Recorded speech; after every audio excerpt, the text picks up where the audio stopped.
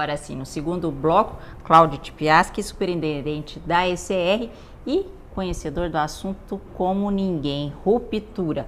Cláudio colabora conosco há bastante tempo, né, Cláudio? Obrigada. Com muito prazer. Sempre nos atende aí nas nossas matérias, nos ajudando. Cláudio, o que você pode falar para quem está assistindo? Ruptura, o problema é grave. O problema é grave e, pior que grave, é desconhecido da maioria. Meu Deus do céu, o varejista... Todo mundo já ouviu falar, mas ninguém sabe quanto tem no próprio negócio em cada uma de suas lojas. E, com frequência, o número é muito maior do que o resultado da última linha do balanço. Então, enquanto o negócio dá 2, 3, 5%, ruptura com frequência chega a 10, 15, 20% ou mais. Então, é um inimigo. Estamos falando aqui dos escândalos de Petrobras e outras coisas, de corrupção que existe. Tem um corrupto dentro do nosso negócio que se chama ruptura e que está levando um percentual considerável do nosso resultado, além de gerar insatisfação do cliente, além de gerar brechas para nossos concorrentes quando nós não temos algum produto. Então, estamos tendo prejuízo, estamos perdendo cliente, estamos perdendo satisfação e qualidade, e o corrupto está lá e muita gente sequer se dá o trabalho de tentar conhecê-lo e combatê-lo sistematicamente. Cláudio, a ruptura está tanto no varejo de vizinhança como no hiper, em qualquer no varejo, atacarejo? Em qualquer varejo, em qualquer lugar do mundo. Não existe empresa com ruptura zero. Pode acontecer um determinado momento, num determinado dia, mas é extremamente raro. No mundo, a média é alguma coisa próxima a 8%, desde as economias mais desenvolvidas até as mais simples. As causas são outras, mas o resultado é bastante similar. 8% do sortimento que a loja deveria carregar, do 100% do sortimento que a loja deveria ter, pelo menos 8% estão faltando. E com frequência muito mais do que isso. Além do varejo, a responsabilidade também é do distribuidor, do fornecedor? Da cadeia toda. Da cadeia toda. Da cadeia toda. Então, existem causas desde o fornecedor da indústria, que eventualmente não entregou matéria-prima, uma máquina que quebrou, mercadoria retida no porto, matéria-prima, embalagem, até, muito comum também, a mercadoria está no depósito de retaguarda da loja e não foi reposta na prateleira. Então, ruptura para nós é a falta do produto na prateleira quando o shopper vai até a loja comprar. Ele foi buscar determinado produto, chega na frente da prateleira e está vazio. Quem pode se responsabilizar sobre isso? É o Todos. funcionário, o dono? Todos. As causas, pode se responsabilizar quem é negligente. Sim. Tem que olhar cada loja, cada caso, cada produto. O mesmo produto pode estar faltando numa loja de um varejo e não faltando na loja de outra loja do mesmo varejo por causas diferentes. Ou pode estar faltando em duas lojas. Uma, o fornecedor talvez não tenha entregue, e a outra, talvez a mercadoria esteja na retaguarda e não foi reabastecida.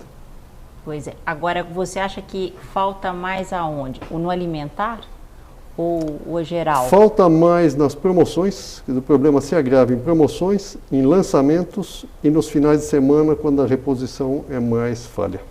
Domingo, Dia das Mães. Péssimo. Hoje já começa um problema. Péssimo. Com certeza, o varejista deveria ter medidas excepcionais de reposição e de controle para evitar que haja falhas no domingo. Porque nós estamos aí num evento, num domingo que é um péssimo dia, com muitos novos lançamentos de produto, onde não se tem o histórico de vendas e a previsão da necessidade é muito difícil, e mais com apoio forte de mídia, que estimula a demanda. Então, todos os fatores que geram demanda estão conjugados na mesma ocasião, trabalhando contra o varejista no atendimento àquele conseguiu fazer vir até a sua loja com a intenção de comprar. Perde o cliente. Perde o cliente, ainda mais quem for comprar domingo, que está comprando em cima da hora, que foi lá esperando encontrar. Se ele não encontrar, a insatisfação vai ser muito maior. A imagem pode se refletir sobre toda a loja, dizer, aqui nunca tem nada. Eu vim até aqui procurando e não encontrei, tinha certeza que aqui encontraria e não encontrei, gera uma imagem fortemente negativa de todo o abastecimento, de todo o sortimento que o varejista possa carregar. Essa é a consequência, então, né, da ruptura? Uma das muitas. Teria mais umas 2 ou 3 para citar? Então, foram feitos vários estudos do comportamento do shopper da pessoa. O shopper é a pessoa que vai à loja fazer a compra, quando encontra a prateleira vazia. Basicamente, são 3 as situações. A primeira situação, ele diz, ok, eu não tenho essa mercadoria em casa, deixo para comprar na próxima vez. Então, houve só um adiamento no fluxo de caixa. Então não perdeu indústria, não perdeu varejo, porque ele voltou, um pequeno incômodo, ele teria comprado naquele momento, o ticket médio teria sido melhor naquele momento, etc. Segunda situação, ele é fiel ao produto, ele precisa do produto, mas e só compra daquela marca.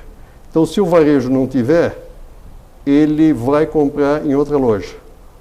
Mas, consequência disso, pode ser que ele já tenha alguns produtos no carrinho, ele vou ter que ir em outra loja para buscar esse produto faltante. É muito comum ele deixar o produto inteiro com mercadorias dentro e sair da loja, aquele carrinho fica lá sem dono.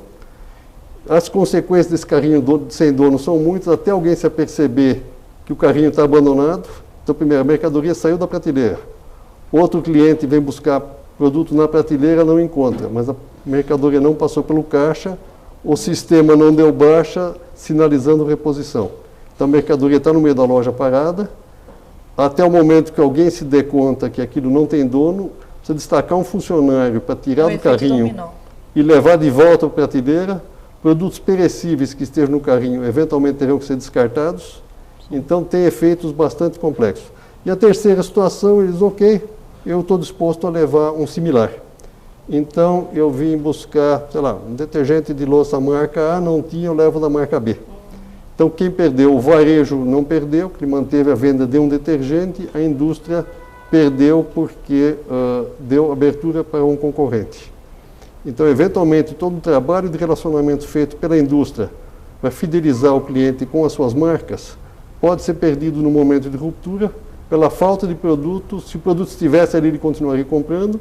Pela falta do produto, mais a predisposição de mudança, ele compra de um concorrente, experimenta e diz, puxa, é tão bom quanto, é melhor, o custo-benefício é interessante, vou migrar para outra marca. Então, na primeira situação, quando ele faz questão do produto e muda de loja, esse fenômeno acontece com a loja, ele pode ir a outra loja que ele não iria, movido pela ruptura e o varejista perder seu cliente. E na segunda situação, quando ele compra um outro produto, perde a indústria, todo o trabalho que pode perder, o trabalho de relacionamento, de fidelização, de preferência pela marca.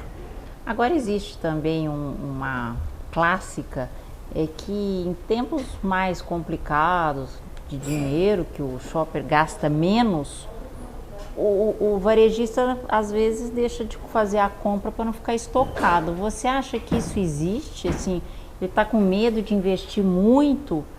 Nós estamos num momento muito difícil hoje, que é o momento da volta da inflação. Pois é. Então, de um lado, talvez volte aquela cultura que estoque é uma boa, manter estoque elevado, uma proteção contra a perda do valor de compra. Então, eu garanto que eu compro hoje, talvez, se tiver uma virada de tabela, será superior àquilo que o meu dinheiro rende. Poderá existir, ainda é cedo para dizermos alguma coisa. E, de outra parte, depende do fluxo de caixa de cada um, poderá acontecer isso.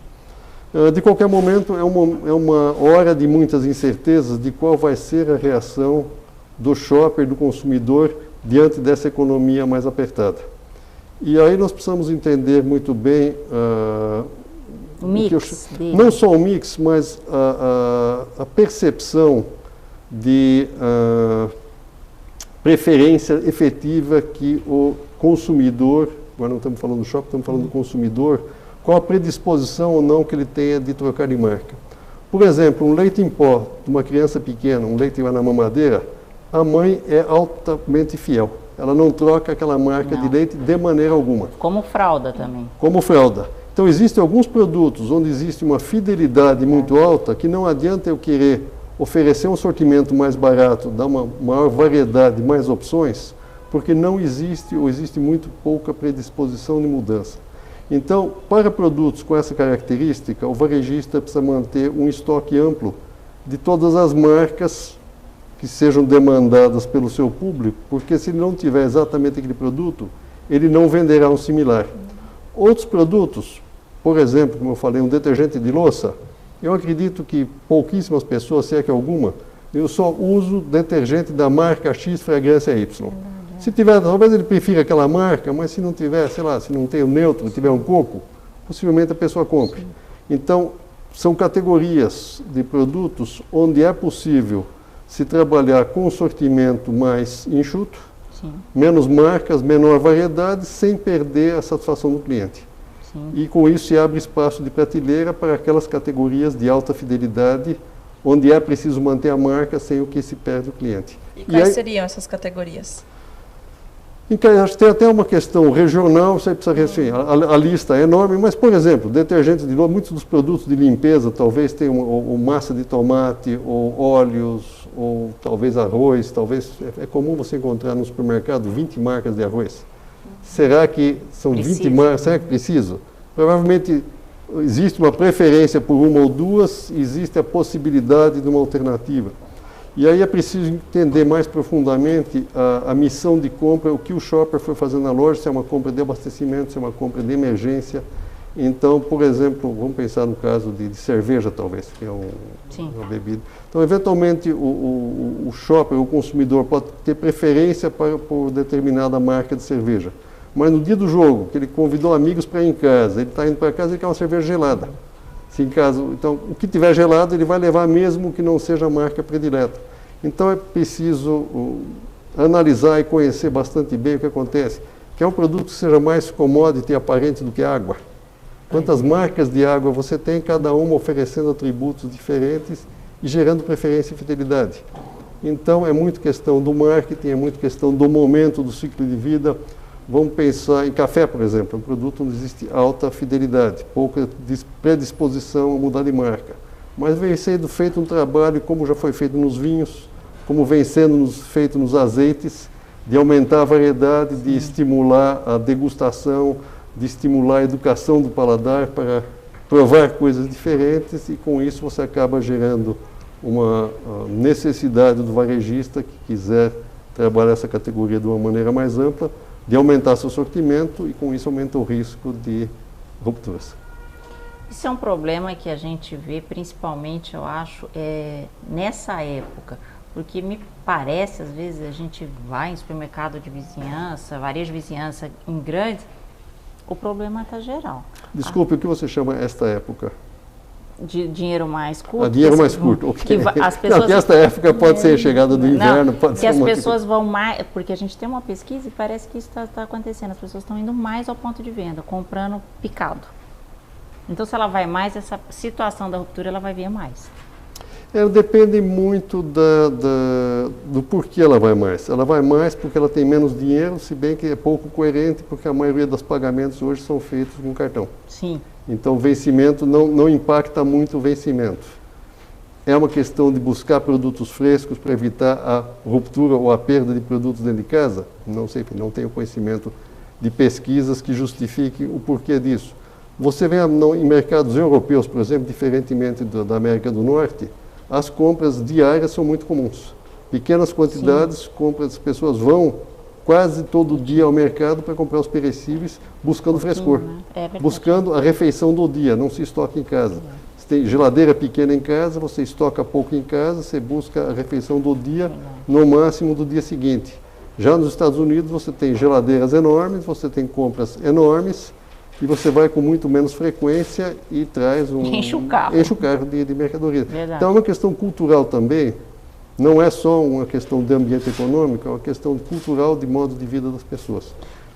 Qual conselho você daria para o varejista, Cláudio? Em termos de quê? De abastecimento, de abastecer. Sintonia total com o seu shopper, com o seu consumidor. Então tem que entender, antes de mais nada, preciso ter uma definição clara de sua estratégia. O que ele busca, o que ele quer ser enquanto varejista. Para quem? Quer dizer, você tem 3 públicos possíveis em qualquer varejo. Você tem um público, depende da localização dele, no entorno dele você pode ter, por exemplo, uma população comercial de escritórios, de empresas, que tem determinado tipo de demanda, precisam de suprimentos de escritório, materiais de limpeza, café, água, etc. Você tem um público residencial, que já tem talvez essas mesmas demandas e uma série de outras.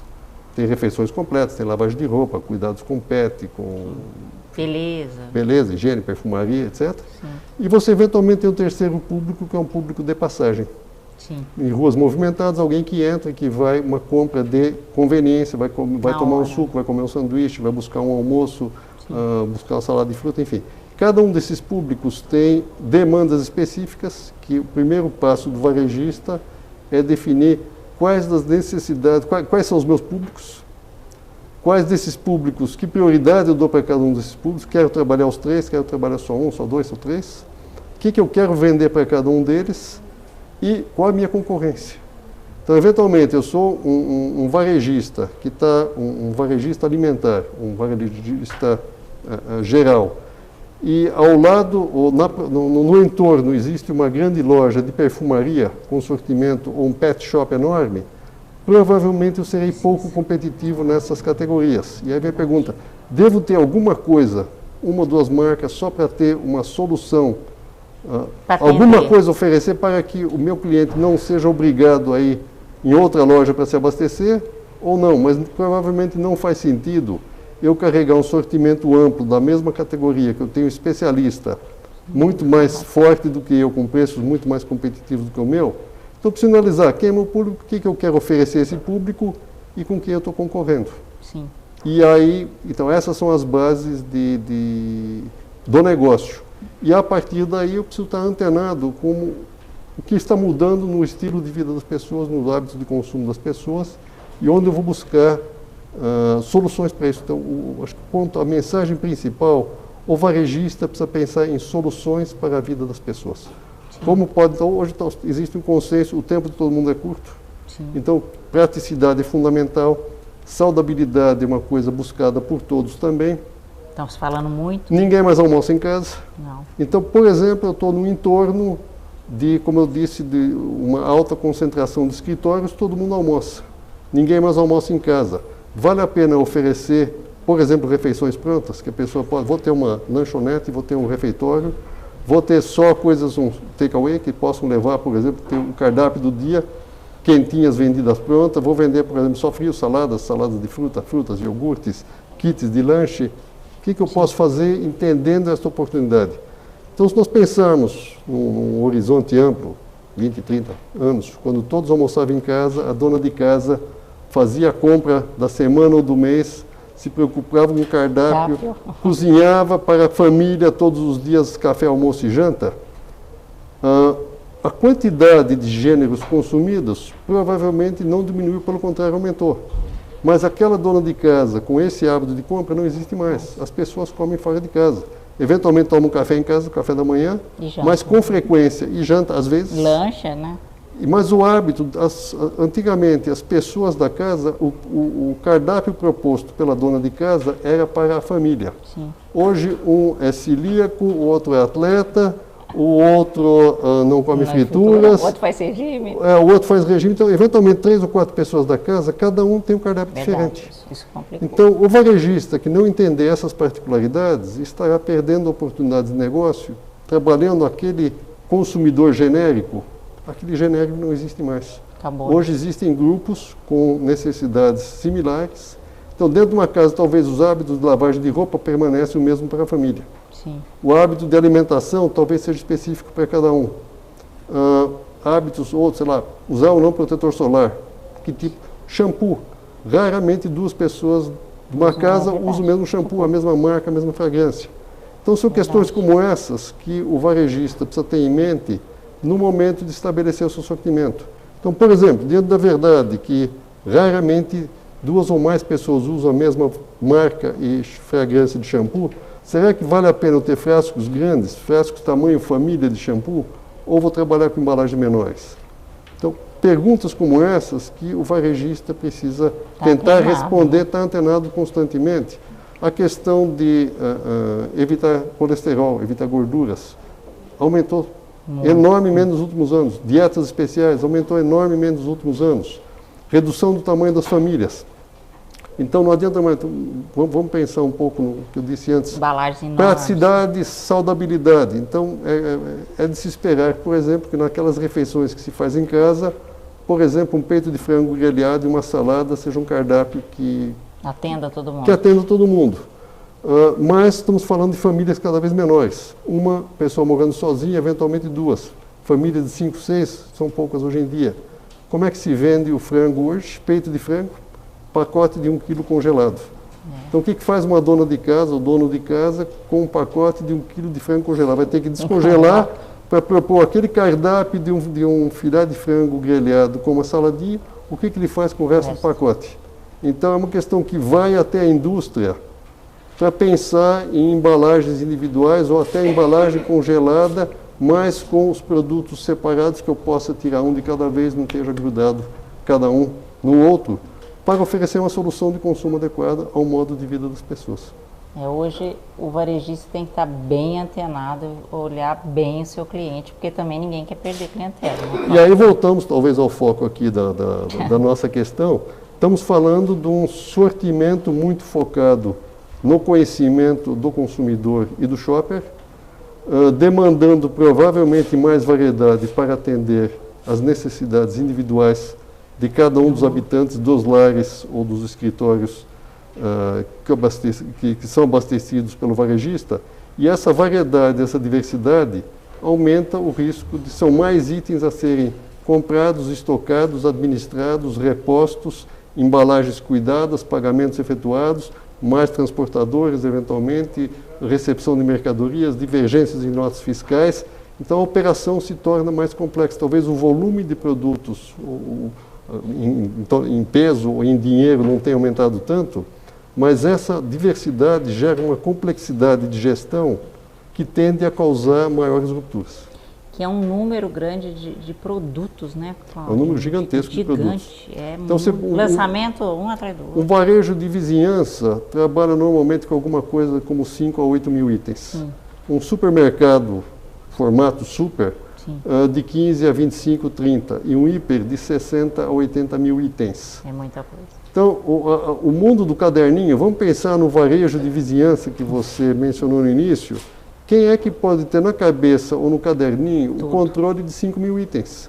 O desempenho de cada um, quanto tem estoque, está próximo ao ponto de falta, quanto é a expectativa de venda dele por dia da semana, enfim, ao longo da semana, do mês ou do ano, existe uma sazonalidade, existem promoções, existem eventos patrocinados pela indústria, existem momentos mais propícios ao consumo. Datas, né? Datas não dá para ter na cabeça. Então, quem não tiver um bom sistema de gestão de estoques e um bom cadastro de produtos que lhe permita analisar as diferentes variáveis do produto, não consegue trabalhar.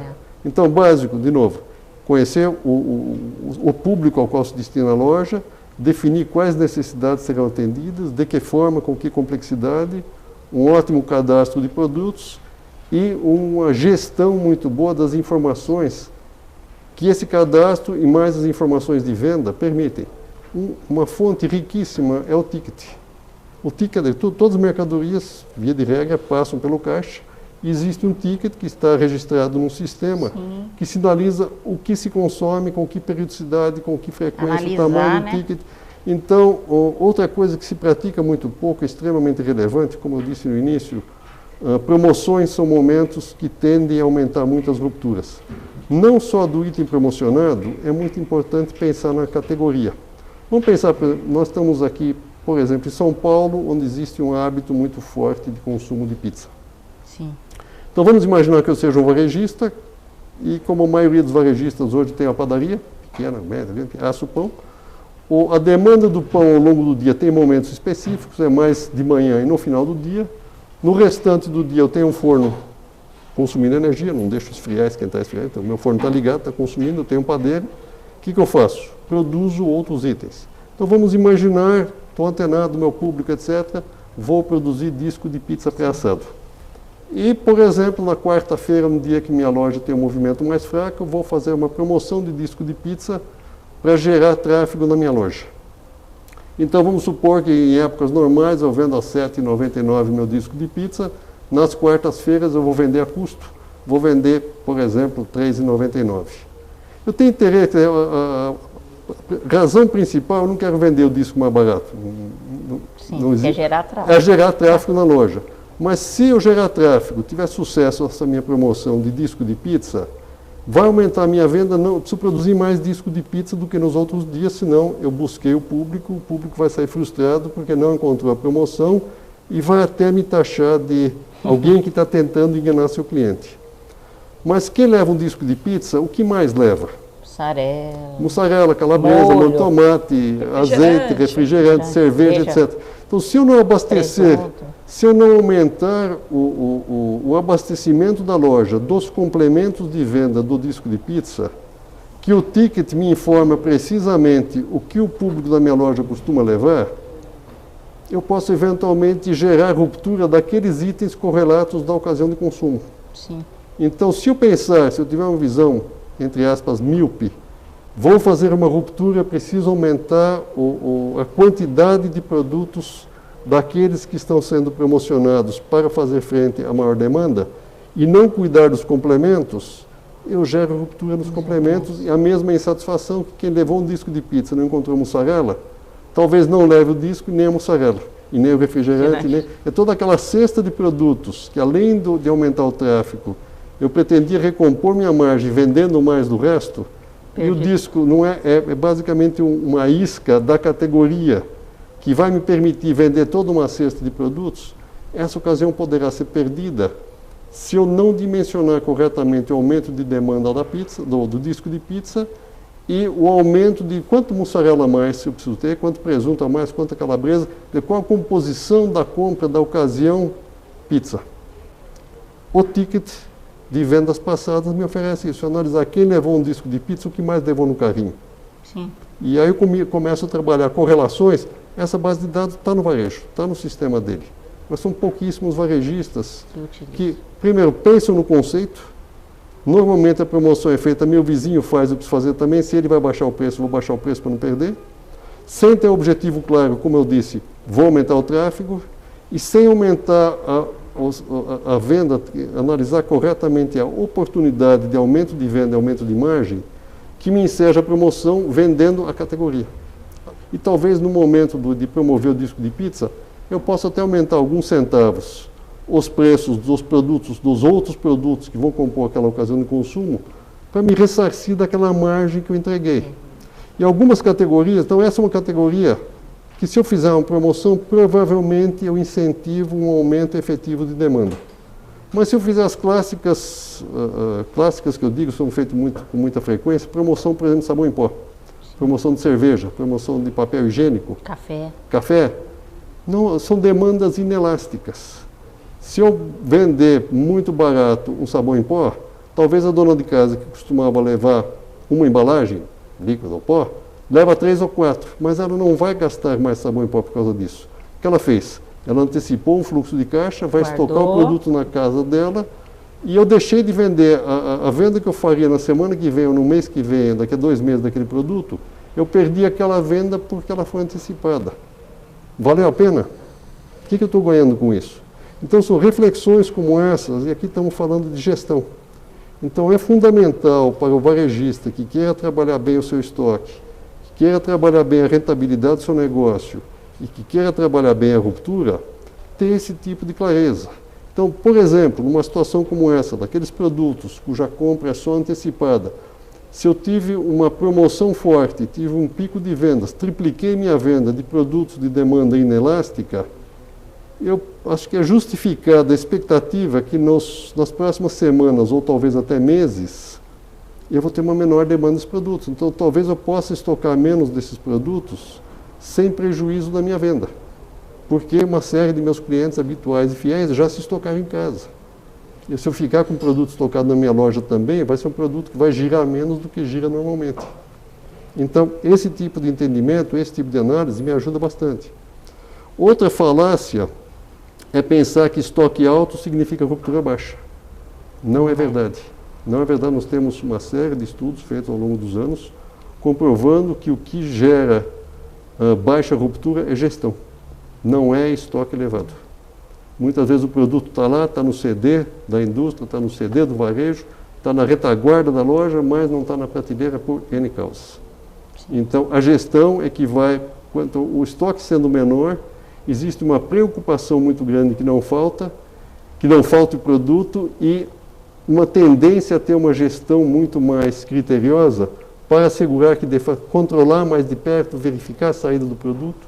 Por isso, uma das técnicas, já não tão moderna, mas importante, de gestão do varejo, que é o gerenciamento de categorias, Sim. que é agrupar os produtos por ocasião de consumo e ter uma pessoa analisando a categoria, tende a ser muito mais eficiente porque tem alguém analisando Olhando. a categoria.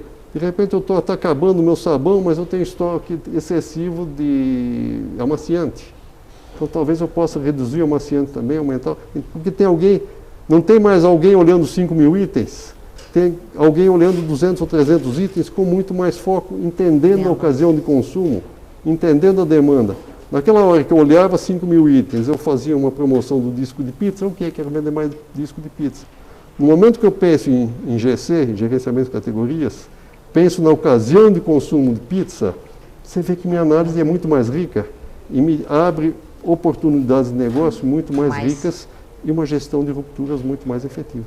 Bom, Cláudio, todas essas dicas são importantíssimas para o varejo de vizinhança. A gente também trouxe aqui no abastecimento e também tem uma matéria de gestão, que você bem falou, a gente aborda aqui, que é a loja com espaço físico pequeno, mas com mix bastante adequado ao entorno. Quer dizer, unimos os dois temas casualmente aqui. Então é isso. Cláudio, muito obrigada. Espero que você volte outras vezes. Com muito prazer. Além de colaborar com as nossas revistas aqui com muito no prazer também. Direto na redação. Pode contar comigo. Obrigada, viu? E gostaria só de fazer um convite a quem tiver interesse, entre no nosso site www.ecrbrasil.com.br. Tem dicas, tem muito material sobre rupturas também. Uma série de fascículos de como trabalhar das principais causas de rupturas e melhores práticas para evitar esse problema. Então, o nosso site está lá à disposição, ou entre em contato com a Associação ECR também. Repete, Cláudio. www.ecrbrasil.com.br. Então, vocês podem saber, e aí tem que evitar, porque senão perder dinheiro e o cliente não está dando, né? Então, eu vou terminar o Direto da Redação de hoje. Muito obrigada, André. Obrigada, Cláudia. Obrigado, André. Obrigado, Cláudia. Obrigada. E até a próxima sexta-feira com mais um Direto da Redação. Não saia daí que a programação continua 24 horas no ar. Até mais.